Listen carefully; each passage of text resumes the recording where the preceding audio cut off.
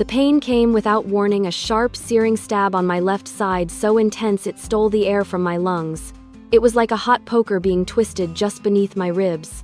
I dropped the serving spoon and it clattered against the porcelain of the serving dish, the sound of roasted potatoes spilling onto my mother's pristine tablecloth echoing the sudden chaos in my body. For a moment, the world narrowed to a pinprick of white-hot agony. My hand flew to my side, pressing against the familiar ropey line of the scar hidden beneath my sweater. The scar that was supposed to be a symbol of life, of sacrifice, of family. Right now, it felt like a brand, a mark of ownership that was finally calling in its debt. Across the dinner table, the cheerful hum of conversation faltered. My brother Ethan, the sun around which our family had always orbited, paused mid-anecdote, his handsome face etched with a flicker of concern. He was telling some story about closing a major real estate deal in Havenwood, the kind of story that made my father Richard puff out his chest with pride. My mother Eleanor, who had been hanging on his every word, turned to me, her perfectly manicured hand fluttering to her pearls. She asked what was wrong, her voice a little too loud, a little too laced with the performative anxiety she reserved for any disruption to her carefully curated family harmony. I tried to force a smile, mumbling that it was nothing, just a cramp, but the lie died in my throat as another wave of pain washed over me, making me gasp. Ethan was out of his chair in an instant, his movements smooth and athletic, the picture of perfect health. My health. He was by my side, a strong hand on my shoulder, asking if I was okay if I needed to sit down. The irony was a bitter pill. He was asking me if I was okay. My father told me I probably just overdid it at the library, that I needed to rest more. My mother insisted it was my diet, that I wasn't eating enough iron, that I looked pale. They threw easy, meaningless solutions at a problem they couldn't or wouldn't understand. They saw me Amelia, the quiet 2-year-old librarian, the dependable daughter, the steadfast sister. They never saw the ghost that walked beside me, the ghost of the woman I was supposed to be, the woman who died on an operating table 10 years ago so that my brother could live. This pain, however, was new. It wasn't the dull, persistent ache I'd grown accustomed to over the years, the phantom limb of my stolen future. This was a physical alarm, a siren blaring inside a body that had been running on reserves for a decade. After the dinner mercifully ended with Ethan driving me home and lecturing me gently about self-care, I knew I couldn't ignore it any longer. The next morning, I was in the sterile beige office of Dr. Chen, a new doctor in town, young and sharp-eyed, who didn't carry the weight of Havenwood's shared history. My old doctor had retired, the same man who had patted my hand 10 years ago and called me a hero. Dr. Chen listened intently as I described the pain, her fingers methodically probing the tender area around my scar. Her expression was unreadable, a mask of professionalism that I found both unnerving and refreshing. She wasn't placating me. She was investigating. After a thorough examination, she sat back in her chair, her gaze direct. She told me that living with one kidney required diligent monitoring, and while my recent blood work was mostly stable, this new acute pain was a red flag. She said she wanted a full picture, a baseline from which to work. To do that, she needed to see everything. She told me she wanted the complete medical file from the nephrectomy and the transplant surgery 10 years ago. All the pre-op consultations, the surgeon's notes, the post-op reports, everything. It was a simple, logical request. A standard medical procedure. So why did the mere thought of it send a jolt of ice water through my veins? That night I brought it up at my parents' house. I'd stopped by to drop off a book for my mother. Ethan was there, as he often was, discussing business with my father. I waited for a lull in the conversation, my heart thumping a nervous rhythm against my ribs. I explained what Dr. Chen had said, keeping my voice even, framing it as a routine request. The reaction was immediate and bizarre. It was like I'd dropped a stone into a perfectly still pond and the ripples of unease spread across their faces. My mother was the first to speak. She reached for my hand, her grip surprisingly tight. She begged me not to dredge up all that pain again. She reminded me how traumatic that time had been for all of us, how they had almost lost Ethan. Her eyes welled with tears as she spoke of the sleepless nights, the fear, the sheer terror. She asked me why on earth I would want to revisit that nightmare. It was a masterful performance of maternal anguish designed to make me feel guilty for even asking. My father Richard took a different approach. He was pragmatic, logical. He waved a dismissive hand, telling me it was just useless bureaucracy. He said doctors these days were obsessed with paperwork, always looking to cover their own backs. He assured me I was strong, that I had always been the strong one, and a little pain was nothing to get worked up about. He said they had the best surgeon at the time, and everything had been done perfectly. There was nothing to see in those old files, he insisted, just medical jargon and painful memories. But it was Ethan's reaction that truly unsettled me. He put his arm around me, pulling me into a brotherly hug that felt more like a cage. He looked me in the eye, his expression a perfect blend of love and disappointment. He told me I was scaring Mom. He said I was letting one small health scare spiral into a massive drama. He reminded me of his gratitude, how he thought about what I did for him every single day of his life. He said the last thing he wanted was for me to suffer because of him. Then he delivered the final silencing blow. He told me to just let it go for his sake, for the family's sake. I stood there in the center of their living room, encircled by their unified resistance, and I felt a profound sense of wrongness. They weren't just discouraging me, they were stonewalling me. They were building a wall around the past, and I was on the outside. Why would they fight so hard to keep me from seeing the records of my own sacrifice? A sacrifice they had lauded as the single most heroic act in our family's history. Driving home to my small, quiet apartment above the town bookstore, the past came rushing back, not as a memory but as a living, breathing entity. 10 years ago, I wasn't Amelia, the town librarian. I was Amelia, the track star. I was a sophomore at Ohio State, the fastest long-distance runner on the team. My life was measured in split seconds and finish lines. My future was a straight, clear path to the Olympic trials.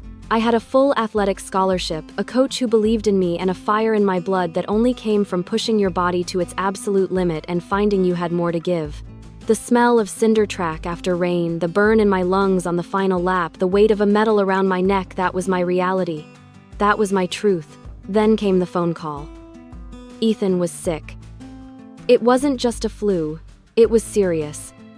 The words renal, failure, and end stage were thrown around. The doctors in Havenwood were grim. He needed a kidney, and he needed it now. The waiting list was years-long, time he didn't have. Our family went into a crisis mode that felt like a well-rehearsed play. Every member had their role. My father was the stoic commander making calls, researching specialists. My mother was the grieving matriarch, collapsing into fits of tears, praying for a miracle. Ethan was the tragic prince, growing weaker by the day, his future dissolving before our eyes. And I was assigned my role, the savior. I was a perfect match. Of course I was. It felt like fate, like destiny. Everyone said so.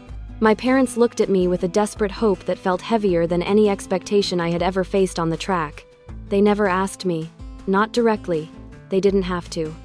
Their desperation was the question. My love for my brother was supposed to be the only answer. I remember sitting with my coach, a man who had poured years of his life into my potential, and telling him I had to drop out for the semester. I saw the disappointment in his eyes, the confusion. I told him it was a family emergency. I didn't tell him I was about to voluntarily undergo major surgery to have a vital organ removed from my body. I didn't tell him I was trading my future for my brother's. How could I? The surgery was a blur of antiseptic smells and worried faces. The last thing I remember before the anesthesia took hold was my mother whispering in my ear that I was her angel, her brave, selfless girl. When I woke up, the first thing I felt was a deep, cavernous emptiness on my left side and a pain far worse than any physical exhaustion I had ever known.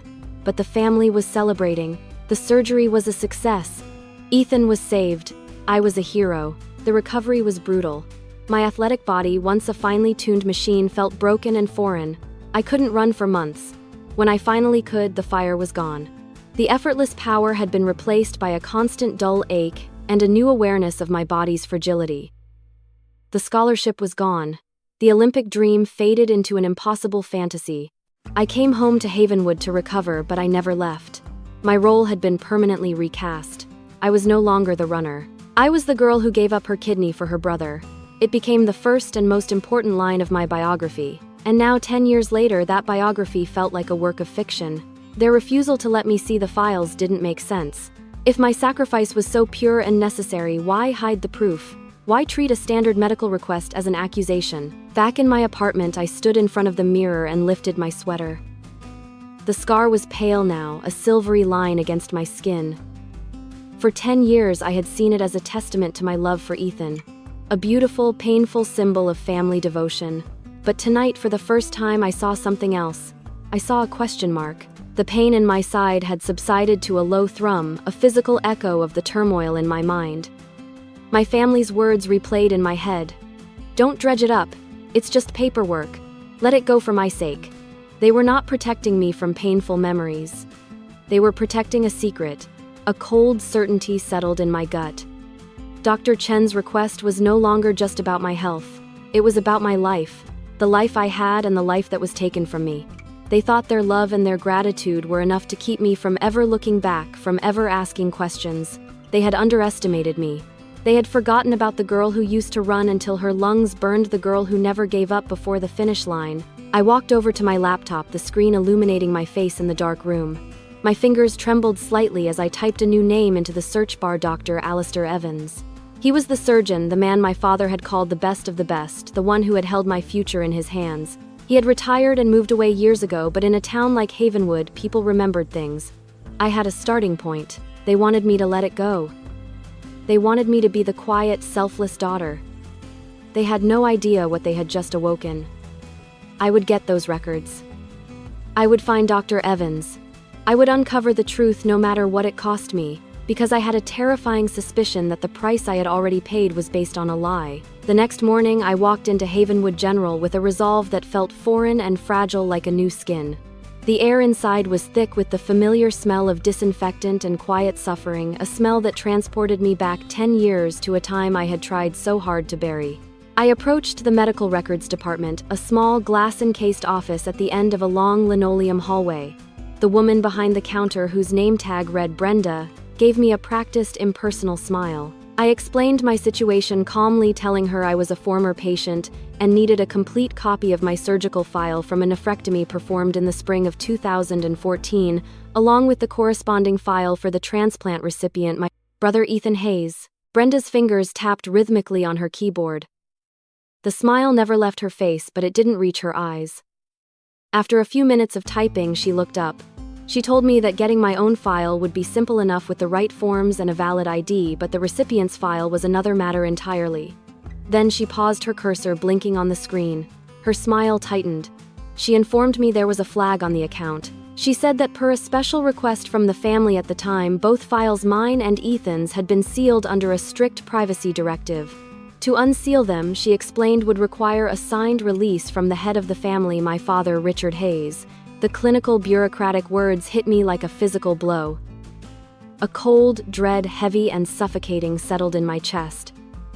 This wasn't a standard procedure. This was a custom-built wall.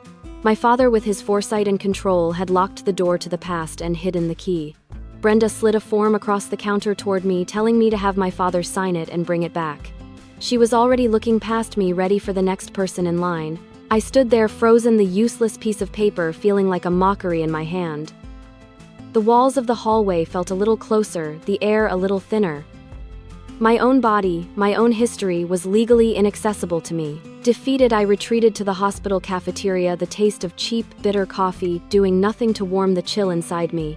I sat in a sticky vinyl chair, watching the slow, tired dance of doctors, nurses, and worried families. My mind raced, hitting the brick wall of my father's directive again and again. They had thought of everything. They had anticipated this, perhaps not this exact moment, but the possibility of any future inquiry. They had sealed their secret away in a manila folder, confident it would never see the light of day. It was then that I saw her. A flash of familiar red hair, a quick, energetic walk that stood out against the hospital's sluggish pace. It was Chloe, a girl I'd run with in high school. We hadn't been close friends, but we had been teammates, bound by the shared agony and ecstasy of the track. She was in scrubs, now a stethoscope around her neck, her face fuller but still holding the same fiery spark I remembered. She was a nurse. Of course. She had always been the one patching up our scrapes and sprains after a hard practice. She didn't see me at first, and for a moment I hesitated. Contacting her felt like crossing a line, pulling an innocent person into whatever darkness I was about to uncover. But the image of my family's unified, deceptive faces flashed in my mind, and my hesitation evaporated. I called out her name. Her face lit up with genuine surprise and warmth. She told me it was crazy to see me after all these years, asking how on earth I had ended up behind a library desk when she'd been so sure she'd be watching me on television. Her words were a casual, friendly jab, but they landed with the force of a punch, reminding me of the life I was supposed to have. I forced a laugh and gave her the short, sanitized version of my life story, the one where I came home for a family emergency and just stayed. We made small talk for a few minutes, but I could feel the urgency building inside me. Finally, I took a breath and plunged in. I told her I was in a difficult situation. I explained vaguely that I needed to see my old surgical records for a current health issue, but that they were sealed. I watched her face carefully, trying to gauge her reaction. I asked her if there was any other way, any unofficial channel to just get a look at them. Chloe's friendly demeanor shifted. She became the nurse professional, cautious. She explained that what I was asking was a huge violation of hospital policy, that she could lose her job.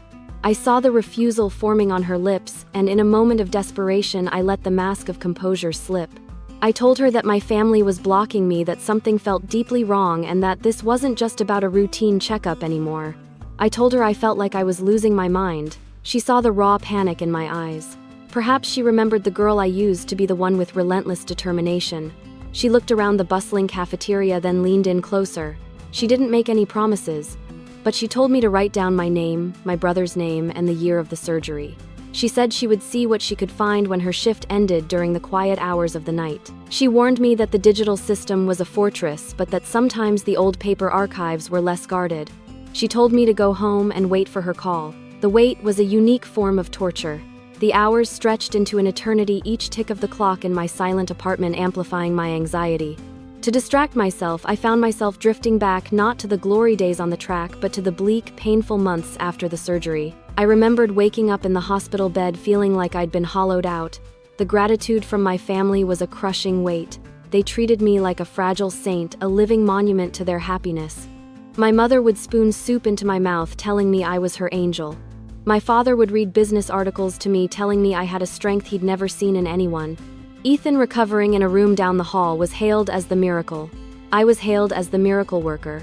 No one seemed to notice, or perhaps they chose to ignore that their miracle had cost me everything. The physical recovery was one thing, but the psychological toll was another. I felt disconnected from my own body, this new wounded vessel that couldn't do the one thing that had defined it. About 6 months after the surgery, against my doctor's advice, I tried to run. I went to the old high school track at dusk, the place where my dreams had been forged. I remember the feel of the familiar red surface beneath my worn-out running shoes. I took a deep breath and started a slow jog. The pain was immediate, not the sharp stabbing pain from that Sunday dinner, but a deep pulling ache from the scar tissue. My muscles, once coiled springs of power, felt like wet sand. My single kidney screamed in protest. My lungs, which had once felt limitless, burned for air I couldn't seem to find. I made it half a lap before I had to stop, bent over, gasping for breath, tears of frustration and grief streaming down my face. Ethan at that point was already playing basketball with his friends again. He had absorbed my strength, my vitality, and left me with this hollowed-out shell. The ghost of the runner I once was stood at the finish line and laughed at me. That was the day I accepted that she was gone forever. That was the day I became the librarian. The ringing of my phone shattered the memory, jolting me back to the present. It was an unknown number. My hand shook as I answered. It was Chloe. Her voice was a low, urgent whisper. She told me she had run into a wall of digital firewalls, just as she'd expected. But she had managed to get into the deep archives, the dusty basement where old paper files went to die. She said it had taken her hours, but she had found something. Or rather, she had found a lack of something. She told me she had found my file first. Amelia Hayes. Elective left nephrectomy. Surgeon Dr. Alistair Evans. It was all there, thick with nurses' notes and post-op observations. But then she looked for Ethan's file. She said she searched everywhere under Ethan Hayes for that time period. She searched for kidney transplant, renal failure, nephrology. There was nothing. The floor seemed to drop away from beneath me. I gripped the phone, my knuckles white. I asked her what she meant. There was nothing. A major transplant surgery doesn't just disappear from the records. She lowered her voice even more. She said there was no record of Ethan Hayes ever being admitted for a kidney transplant at Havenwood General. There was no file, no surgical report, no evidence that the event that had defined the last decade of my life had ever happened, at least not in the way I'd been told. My mind reeled, unable to process the information. It was impossible. I was there. I had the scar. I saw Ethan in his hospital bed. What was she talking about? Chloe must have sensed my spiraling confusion. She spoke quickly, telling me that while Ethan's transplant file was missing, he was in the system. He had been a patient of the hospital's top nephrologist at the time, but as an outpatient. His diagnosis in the system wasn't listed as end-stage renal failure. It was something else, a chronic but manageable kidney condition. Before I could even begin to ask the 1,000 questions screaming in my head, Chloe cut me off. She told me she had to go, that she'd already stayed too long and taken a huge risk. But she had one last piece of information. The surgeon's name from my file, Dr. Alistair Evans. She told me he had retired under a cloud of hospital politics a few years after my surgery. No one in Havenwood knew where he'd gone, but in the archives stapled to an old insurance form she'd found a forwarding address. It was for a small lakeside town called Clear Lake in Michigan, about a 5-hour drive away. She read the address to me twice, then told me she was sorry and that she couldn't be involved anymore. She wished me luck and hung up. I sat in the darkness of my apartment, the address echoing in the crushing silence. The pieces didn't fit yet, they formed a terrifying picture. No record of a transplant. A manageable condition, not a fatal one. A family desperate to seal the records. A surgeon who had left town. It wasn't just a lie.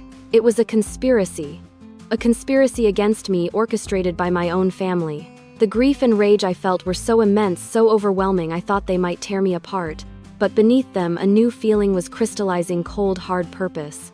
The question was no longer if I had been betrayed, but how and why. And there was only one person left in the world who could give me the answers. I stood up, my movements stiff and robotic. I walked into my bedroom and pulled a small duffel bag from the top of my closet. I packed a change of clothes, a toothbrush, and the small notebook where I had written down the address in Clear Lake. I didn't know what I would find when I got there. I didn't know if Dr. Evans was still alive or if he would even speak to me. But I knew I had to go. As I walked out of my apartment and down to my car, the quiet streets of Havenwood felt like a movie set the backdrop to a life that was no longer mine. I got in, turned the key, and pulled out onto the empty road heading north. The weight of 10 years of lies pressed down on me, but for the first time I felt like I was in control. I wasn't running from my past anymore. I was driving straight into its dark, twisted heart. The 5-hour drive to Clear Lake was a descent into a private hell. Each mile of flat, unforgiving Michigan highway seemed to peel back a layer of the carefully constructed scar tissue over my memories, exposing the raw nerves beneath.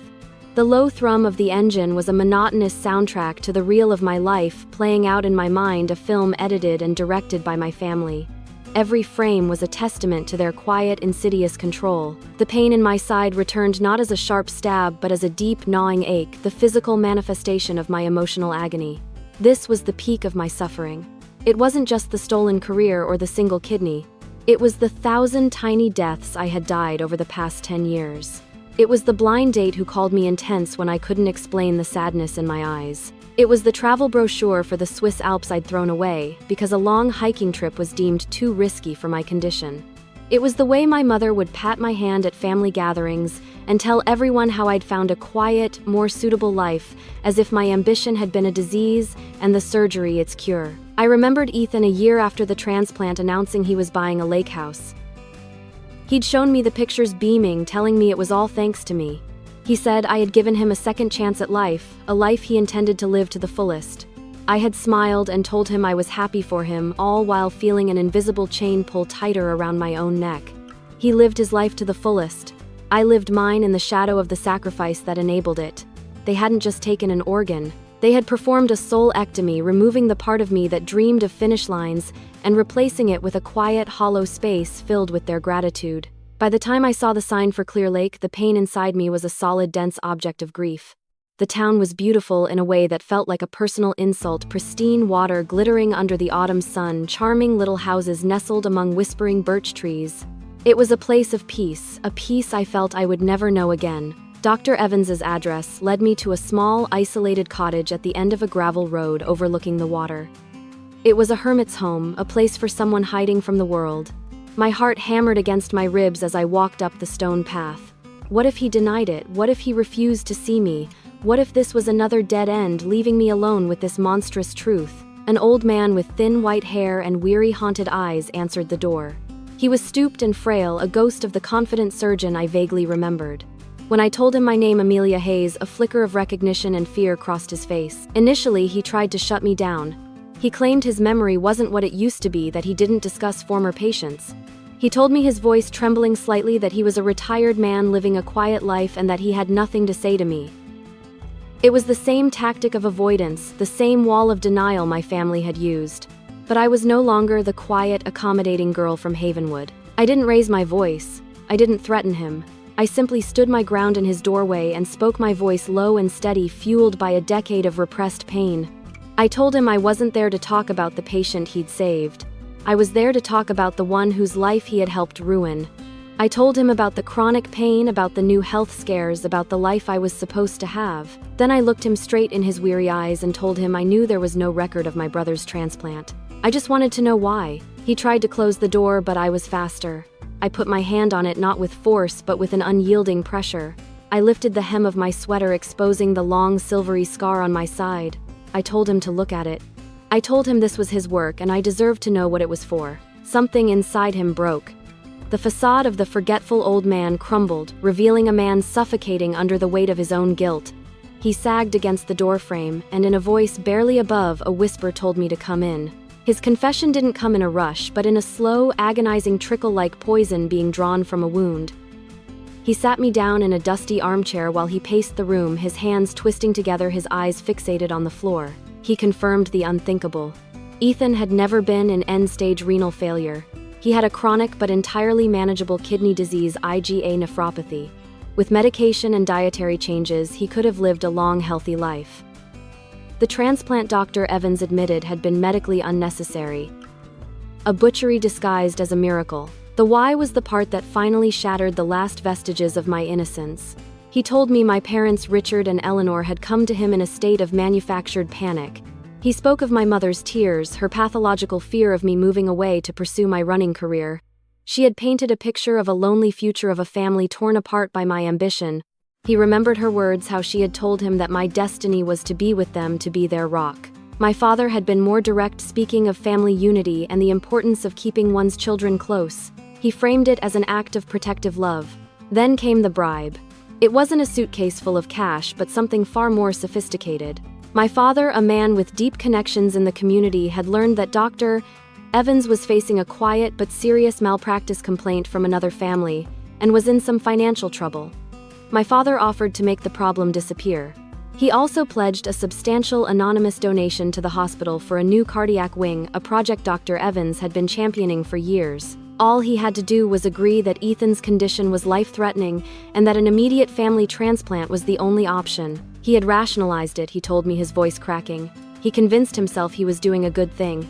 He told himself he was saving a young woman from the fleeting, brutal world of professional sports and giving her the noble purpose of family.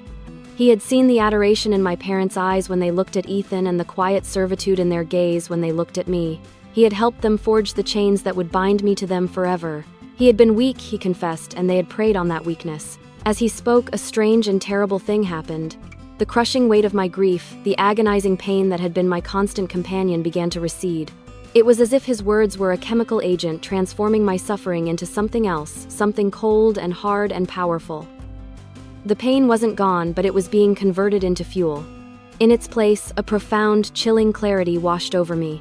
I was not a victim of a tragic circumstance. I was the target of a meticulously planned conspiracy, and the feeling that began to bubble up from the depths of my soul was not sadness. It was rage. A pure, clean, and energizing rage. I didn't cry. I didn't scream. I simply listened until he was finished his story, hanging in the dusty air between us like a death sentence. When he was done, he finally looked at me, his eyes pleading for some kind of absolution I had no intention of giving. He asked me what I was going to do. I stood up, and for the first time in 10 years, I felt the powerful, coiled energy of the runner I once was. I looked down at this broken old man and gave him my first command. I told him that when the time came, he would tell this story again exactly as he had told it to me. I told him that his silence had been bought once, but his testimony now belonged to me. Fear flashed in his eyes again, but this time it was mixed with a sliver of respect. He simply nodded. The drive back from Clear Lake was a different experience. I was no longer a victim fleeing a painful past. I was a predator returning to her hunting ground. The pain in my side had vanished, replaced by a low, exhilarating hum of adrenaline. A plan was forming in my mind, not a chaotic outburst of anger, but a cold, calculated strategy. A surgical strike. They had used surgery to destroy my life. I would use strategy to dismantle theirs. They valued one thing above all else: their image. The perfect, loving, supportive Havenwood family with their golden boy son and their selfless, heroic daughter. That image was the foundation of their lives. and I was going to shatter it into a million pieces. As soon as I crossed the state line back into Ohio, I pulled over at a rest stop. I took out my phone and found the number for the Havenwood Gazette. The paper ran a feel-good feature every year called Heroes of Havenwood, celebrating local citizens who had done extraordinary things. Ethan had been featured in it briefly after the transplant. It was the perfect stage. I dialed the editor's number, my fingers steady. A man with a gruff voice answered. I didn't give my name. I told him I was a longtime resident, and I had a story idea for his Heroes series. I pitched it with the syrupy sweet enthusiasm I knew he'd appreciate. I suggested a 10-year anniversary follow-up on the incredible story of the Hayes family. I spoke of the brother who got a second chance at life, and the quiet, humble sister whose selfless sacrifice made it all possible. I told him it was a story of true family love, a story Havenwood needed to hear again. The editor's interest was piqued immediately. He told me it was a fantastic idea, exactly the kind of uplifting content they were looking for. He asked for my name again. I told him I preferred to remain anonymous, just a proud member of the community. Before hanging up, I added one last thing. I told him that he should be sure to interview the whole family, Richard and Eleanor too. I said their perspective as parents who watched one child save another would be incredibly moving. He thanked me profusely and promised to assign his best reporter to it immediately. As I ended the call, a slow, triumphant smile spread across my face. The trap was set. My family's narcissism was the bait.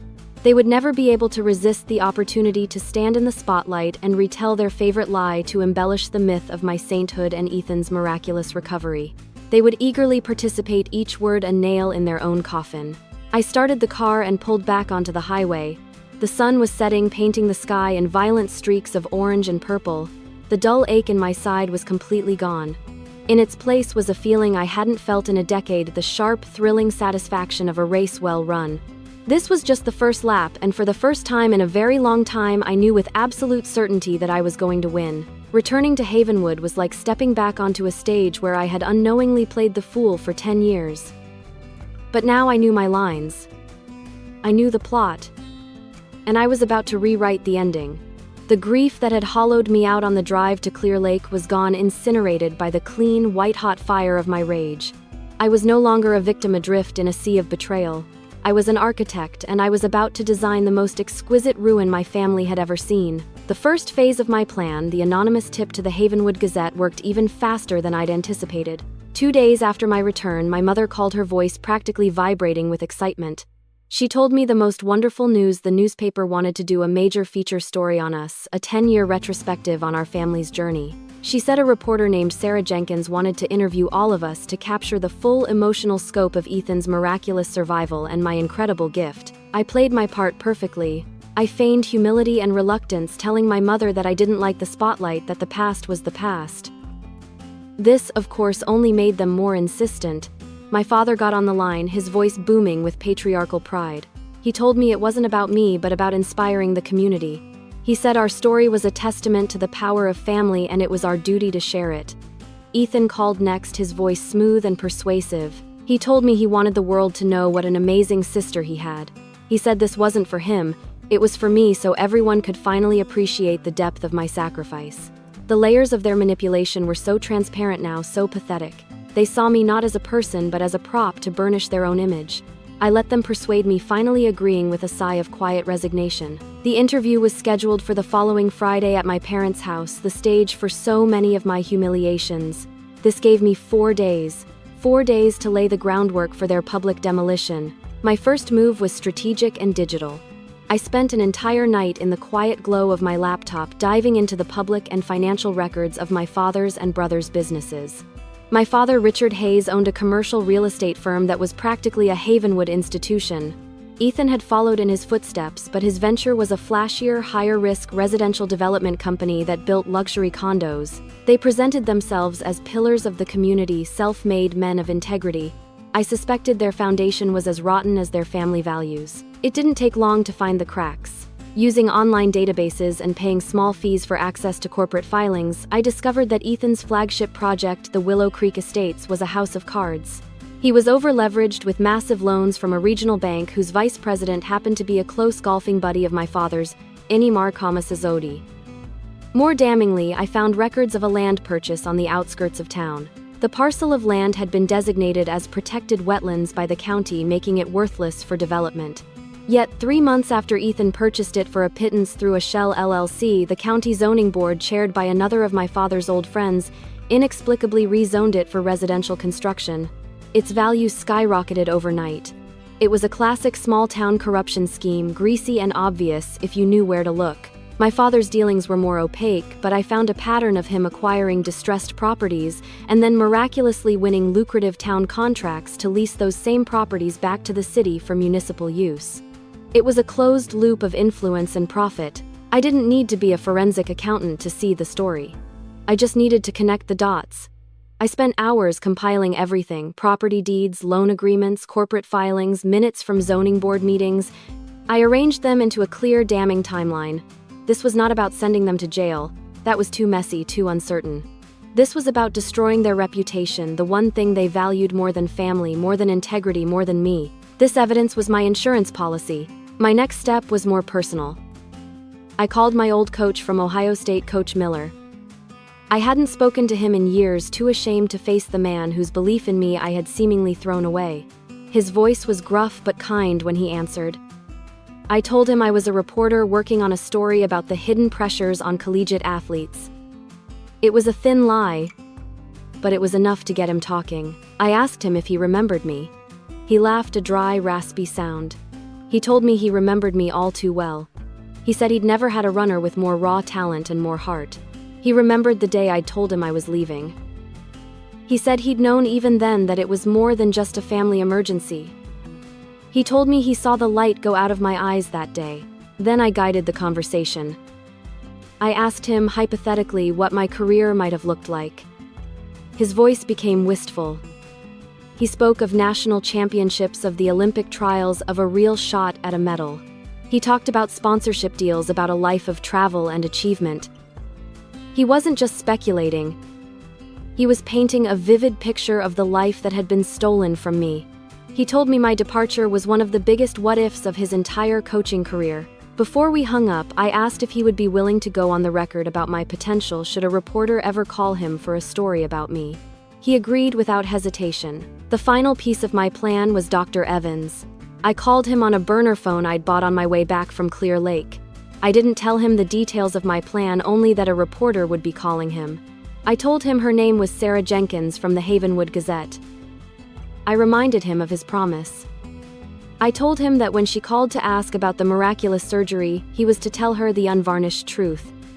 He was to tell her about Ethan's actual diagnosis, about the unnecessary nature of the procedure, about the pressure and the bribe. His voice was thin, terrified. He told me my father was a powerful man, that he could ruin what was left of his life. I let the silence hang in the air for a moment before I spoke, my voice devoid of sympathy. I told him that my father had already ruined my life with his help, and that his chance for a quiet retirement had ended the moment he chose a bribe over his oath. I told him this was his one and only chance to reclaim a single shred of his integrity. He didn't agree, but he didn't refuse. I knew his guilt would be a more powerful motivator than any threat I could make. The day of the interview arrived, a bright, sunny Friday that felt like a mockery of the storm I was about to unleash. I dressed carefully, choosing a simple, conservative dress in a pale, washed-out blue. I wanted to look the part of the fragile, self-effacing saint they had created. When I arrived at my parents' house, the scene was set. The reporter Sarah Jenkins, a sharp-eyed woman in her late 30s, was already there with a photographer. My mother was fussing over a tray of cookies. My father was holding court about the town's history, and Ethan was leaning against the mantelpiece, looking every bit the charismatic, healthy leading man. They were glowing, soaking in the attention like desert plants in a long-awaited rain. The interview began just as I had predicted. They laid the story on thick, their voices filled with practiced emotion.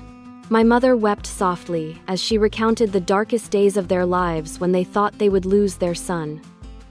My father spoke in noble, stoic terms about a family's strength in the face of tragedy. Ethan looked at me with what appeared to be profound, tear-filled gratitude, telling the reporter that he woke up every morning and thanked God for his sister, his hero. When it was my turn, I kept my answers short and humble. I spoke of a sister's love, of how it wasn't a choice but a duty. I stared at my hands, I let my voice tremble slightly. I played the part of the sacrificial lamb to perfection. The reporter was eating it up, her pen flying across her notepad. The photographer's camera clicked, capturing our perfect family tableau of love and sacrifice. Toward the end of the interview, as Sarah Jenkins was wrapping up, I made my move. I looked up as if a thought had just occurred to me. I told her that if she really wanted to understand the medical miracle of it all, she should speak to the surgeon himself, Dr. Alistair Evans. I said he had retired to a quiet life in Michigan, but that he loved to talk about his more memorable cases. My family froze for a fraction of a second, a barely perceptible tightening in their smiles. My father quickly interjected, saying Dr. Evans was a very private man and probably wouldn't want to be disturbed. But the reporter's eyes had lit up. A direct quote from the surgeon would be the crown jewel of her story. I gave her his name and town, pretending I didn't have his exact number. Then I delivered the second strike. I mentioned my old life, my running career. I said with a sad, wistful smile that I sometimes wondered what might have been. I told her my old coach, Coach Miller at Ohio State, had always been my biggest believer.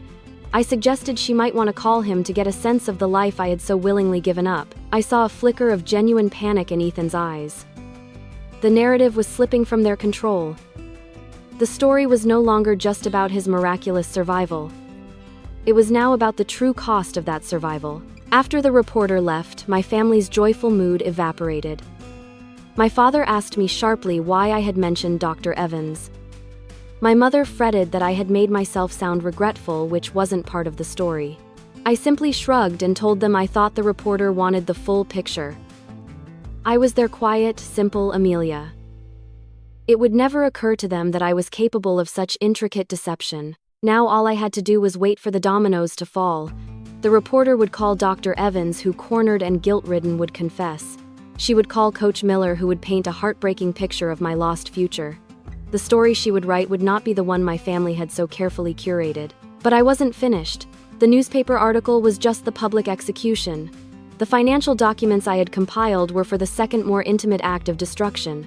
I had printed everything and arranged it in a neat portfolio. The night before the article was set to be published, I would deliver a copy to the one person in Havenwood who had the power and the motivation to use it, my father's biggest business rival. I sat in my apartment that evening, a quiet calm settling over me. For 10 years I had been a ghost in my own life, a silent testament to their lies. Now their carefully constructed world was about to become a ghost town, and I was the one holding the match. The silence was the first sign. In the week leading up to the newspaper article's publication, my family's usual barrage of calls and texts dwindled to nothing. The excited chatter about the feature story, about finally getting the recognition they deserved, ceased completely. It was a heavy, suffocating silence, pregnant with the dread of something terrible approaching. They must have sensed it. Perhaps the reporter Sarah Jenkins had called them back with follow-up questions, sharper, more pointed questions this time. Questions laced with the poison Dr. Evans and Coach Miller had so dutifully supplied. I spent that week in a state of suspended animation, a strange calm blanketing the raging fire within me. I went to work at the library, the quiet rustle of turning pages, a soothing counterpoint to the impending explosion. I was the architect of a bomb, and I was simply waiting with a serene and patient certainty for the detonation. I felt no guilt, no remorse. The part of me that was capable of such emotions had been carved out on an operating table 10 years ago. The night before the article was due to be published, I executed the final phase of my plan. My father's chief business rival in Havenwood was a man named Marcus Thorne, a ruthless developer who my father had publicly humiliated in a bidding war years ago. The animosity between them was the stuff of local legend. I knew Thorne was the perfect recipient for the portfolio of financial and ethical misdeeds I had compiled. He wouldn't just use the information, he would weaponize it with surgical precision. Under the cover of darkness, I drove to the opulent gated community where Thorne lived. I wore gloves, my movements deliberate and clean. I slipped the thick manila envelope marked only with his name in block letters into his oversized mailbox. There was no note, no explanation. The documents would speak for themselves. As I drove away, I felt a grim satisfaction. I hadn't just lit a fuse, I had armed an enemy. The next morning, I woke up before dawn. I made a pot of coffee and sat at my kitchen table waiting. The Havenwood Gazette was published on Thursdays, with the online edition going live at 6 a.m. At precisely 6:01, I refreshed the homepage. And there it was. The headline wasn't what my family had expected. It wasn't a sister's love, a brother's second chance. Instead, it screamed in bold black letters, The hero of Havenwood, a decade-long deception surgeon, confesses Hayes' family conspired to falsify medical need for sacrificial kidney transplant. My breath hitched. It was more brutal, more direct than I had even dared to hope. Sarah Jenkins had done her job. The article was a masterpiece of journalistic destruction. It opened with the saccharine, self-congratulatory quotes from my family painting the picture of their perfect, loving sacrifice. Then it systematically tore that picture to shreds. It quoted Coach Miller, who spoke eloquently and heartbreakingly of the Olympic-caliber athlete I had been describing my potential in tangible, devastating detail. He called the loss of my career a tragedy of epic proportions. Then came the bombshell. The article detailed Sarah Jenkins' conversations with Dr. Alistair Evans. He was quoted directly, his words, a confession of staggering ethical failure. He laid it all bare: Ethan's true, manageable diagnosis, the unnecessary nature of the surgery, my parents' manipulative pleas, my father's financial and professional coercion. He admitted to falsifying the medical records to create a sense of life or death urgency. The article was peppered with phrases like medical conspiracy, unconscionable betrayal, and a family's pathological need for control. It was a public execution. The story wasn't just about a lie. It was about the profound, calculated cruelty behind it. It portrayed my parents and brother not as loving family members but as monstrously selfish figures who had mutilated my body and stolen my future just to keep me from leaving town. And there I was, cast in a new light, not as a willing saint but as a tragic, manipulated victim. I read the article 3 times, the words a balm on a wound I didn't know was still bleeding. Each sentence that exposed their lie felt like a piece of my stolen soul being returned to me. The satisfaction was so pure, so absolute, it was almost overwhelming. The phone started ringing at 7 a.m. It was my mother. I let it go to voicemail. The message she left was a disjointed, hysterical mess of sobs and shrieks. She wasn't angry. She was utterly broken. She kept repeating my name, Amelia, Amelia, what have you done, followed by incoherent whispers about shame and ruin. She sounded like a woman whose entire world had just turned to ash. There was no denial, no blame. Just the raw animal sound of complete and total devastation. Next came my father's call. I ignored it. His voicemail was a stark contrast to my mother's, 25. It was a single guttural roar of my name, filled with a rage so profound it was almost primal. It was the sound of a king who had just been dethroned and had no idea how it had happened. Ethan didn't call, he texted. A single chilling message that revealed the depth of his narcissistic delusion. You've killed us, it read. I hope you're happy. Not an apology. Not a question. Just an accusation, as if my exposing his crime was a greater sin than the crime itself. That day, I became a spectator to the collapse. I turned off my phone, made a fresh pot of coffee, and watched the digital world react. The comment section of the article exploded. The initial reactions were of shock and disbelief, but as the day wore on, they curdled into pure, unadulterated outrage. The people of Havenwood, who had once celebrated my family, now turned on them with a righteous fury. They called my parents monsters. They called Ethan a parasite. They called me a victim who had finally found her voice. My story became a local symbol of hidden abuse of the darkness that can fester behind the pristine facade of a perfect family. Later that afternoon, I got a call from a number I didn't recognize. It was Chloe, the nurse. Her voice was a mixture of awe and terror. She told me the hospital was in chaos, that an emergency board meeting had been called. She said my family's name was being spoken in every hallway, no longer with respect but with a kind of disgusted pity. She told me I was brave, and then she whispered that she was scared for me. I thanked her and told her not to worry. I wasn't scared anymore. The true spectacle, however, was witnessing their social and professional worlds crumble in real time. By noon, the bank that held the loans on Ethan's over-leveraged condo project announced it was launching an internal review of its lending practices, a transparent act of distancing itself from the Hayes name.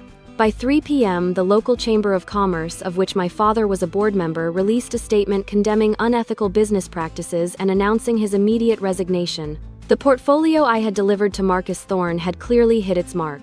An anonymous leak, I had no doubt of its source, had been sent to the county commissioner's office regarding the suspicious rezoning of the wetlands for Ethan's project.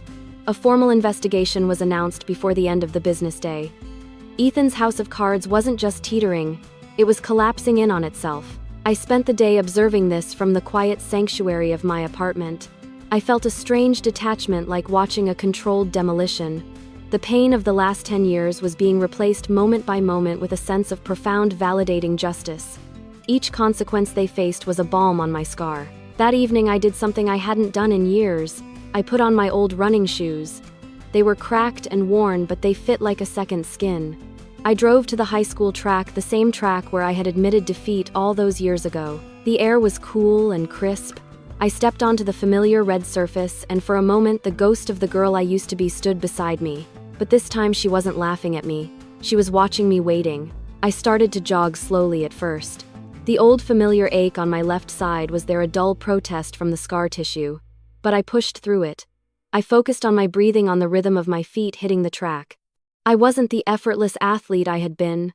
My body was different now, marked and changed. But the fire, the one I thought had been extinguished forever, was still there, a tiny resilient ember. As I rounded the final turn of my first lap, I saw a car pull up to the edge of the track. It was Ethan's. He got out and just stood there watching me. He looked diminished. The easy confidence was gone, replaced by a hollowed-out shock. His shoulders were slumped, his face pale and drawn in the twilight. He looked like a man who had been fundamentally broken. He didn't shout. He didn't approach me. He just stood there, a silent, defeated statue. I didn't stop running. I met his gaze as I passed him, my expression unreadable. I held it for a long, silent moment. In his eyes, I didn't see hatred or anger. I saw a dawning, horrifying understanding. He was finally seeing me not as his savior or his adoring sister, but as the architect of his ruin. He was seeing the consequences of his actions embodied in the steady, relentless rhythm of my feet on the track. I finished my lap, then another. I ran until my lungs burned and my legs ached, not with the pain of injury, but with the clean, honest pain of exertion. I ran until the last light of day had faded, leaving Ethan a dark, solitary silhouette against a bruised purple sky. He was still standing there when I finally stopped, my body trembling, sweat stinging my eyes. He was a ghost at his own funeral, and I was the lone mourner who refused to weep. The days that followed the article's publication were not filled with the chaotic explosions I had anticipated, but with a strange and profound quiet. The bomb had detonated, and now Havenwood was shrouded in the fallout, a silent, radioactive dust of shame and judgment. My family did not lash out. They did not rally or defend themselves. They simply disappeared. They retreated into the grand prison of their home, pulling the drapes, silencing their phones, and becoming ghosts in the town that had once been their kingdom. Their silence was a confession more potent than any apology. It was the silence of absolute defeat. The town itself seemed to be holding its breath. People I'd known my whole life would see me in the grocery store or at the library, and their gazes would be a mixture of pity, awe, and a kind of fearful respect. I was no longer just Amelia Hayes, the quiet librarian.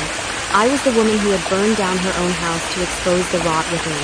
I was a survivor, and in the quiet reverence of their eyes, I understood that my story had become a cautionary tale whispered over coffee and in hushed phone calls across Havenwood. The professional and financial ruin I had set in motion continued its inexorable march. Marcus Thorne, armed with my portfolio, had become a shark circling blood in the water. He initiated a hostile takeover of my father's commercial real estate firm, exploiting the sudden collapse of my father's reputation and financial leverage. My father, once a lion of Havenwood business, was forced to sell his life's work for pennies on the dollar to the one man he despised most. It was a humiliation so complete, so public, that it was almost biblical in its scope. Ethan's fate was just as bleak. The county's investigation into the rezoning scandal led to the immediate revocation of his building permits for the Willow Creek estates. The bank called in his loans. Faced with bankruptcy and potential criminal charges for fraud, he was forced to liquidate everything: the fancy car, the lake house that had been bought with my health, his entire portfolio of properties. He lost it all. In a single week, the two men whose comfort and success had been the justification for my lifelong sacrifice were rendered powerless and broke. It was during this quiet aftermath that my mother finally broke the silence. She didn't call. She came to my apartment. I opened the door to find a woman I barely recognized.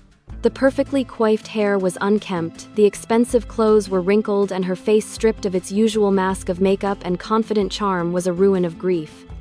She looked old, fragile, and utterly defeated. She didn't try to push her way in.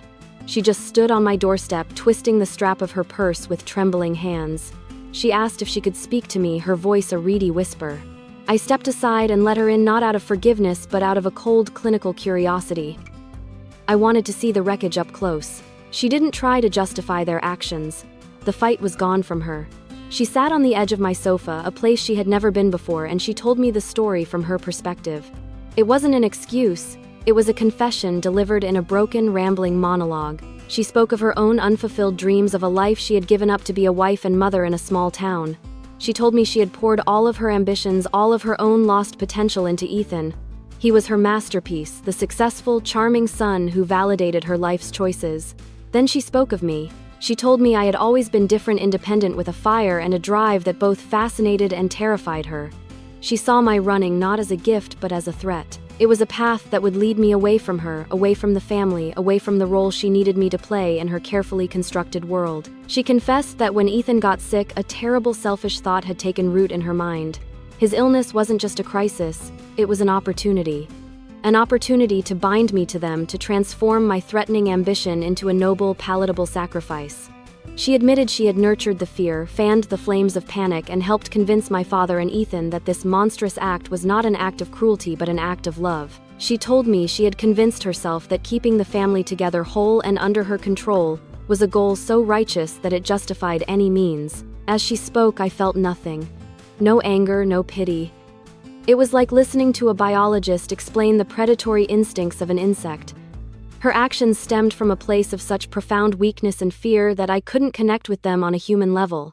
She had sacrificed her daughter's future not for her son's life but for the preservation of her own fragile ego. When she finished, she looked at me, her eyes finally filled with the tears I had expected a week ago. She asked me, her voice cracking, if there was any way we could ever go back. If there was any way for me to forgive them. I stood up and walked to my window, looking down at the quiet street below. I thought for a long moment before I answered. I told her that back didn't exist anymore. I told her they had built our family on a foundation of lies, and I had simply exposed that foundation to the light. The collapse was not my fault. It was the inevitable result of their own rotten architecture. Then I addressed the question of forgiveness. I told her that forgiveness was a gift, and it had to be earned. But they weren't asking for forgiveness for what they had done to me. They were asking for forgiveness for being caught. I told her that their sorrow was not for my lost life but for their lost reputation. And for that I had no forgiveness to give. I told her that my love for them had died on that operating table, and what they had mistaken for devotion all these years was just the echo of an old sense of duty. An echo that was now finally silent. I walked to the door and opened it. She understood. She walked out without another word, her shoulders slumped a ghost, leaving a house that was no longer haunted. That was the last time I ever spoke to my mother. A few weeks later, I received a letter. It was from Ethan. The envelope was plain, the address written in his familiar, confident script, which now seemed like a relic from another lifetime. I almost threw it away, but my curiosity got the better of me. His letter was different from my mother's confession.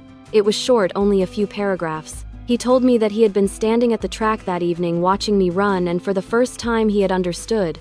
He wrote that all his life he had been the center of their universe, and he had accepted it as his birthright.